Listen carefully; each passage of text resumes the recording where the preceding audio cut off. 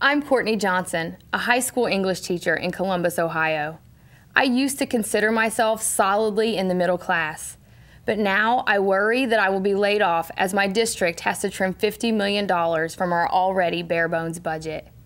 I bring home less in my paycheck than I did 3 years ago.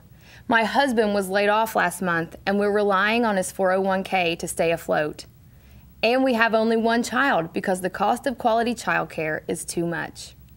This isn't what life is supposed to be like for hardworking families. I'm frustrated the pathways to the middle class that existed for my generation no longer exist for my students or my son.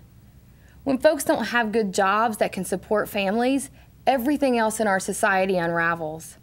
We can create a world where kids can move out of poverty and into a strong middle class.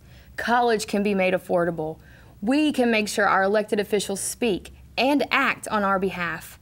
They can start by raising the minimum wage. I now hope we can work together to create more opportunities for people and families, and do that by investing in education and job training and manufacturing so more Americans can climb the economic ladder.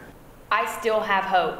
My hope is in the eyes of my students and my second grader. They still believe in the promise of America and trust in education as the most powerful tool for advancement.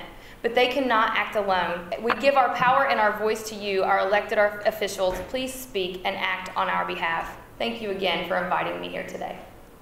Raising the minimum wage is one step towards addressing the serious opportunity gaps that affect our nation's classrooms, students, and families. Visit edvotes.org and sign the petition to raise the minimum wage.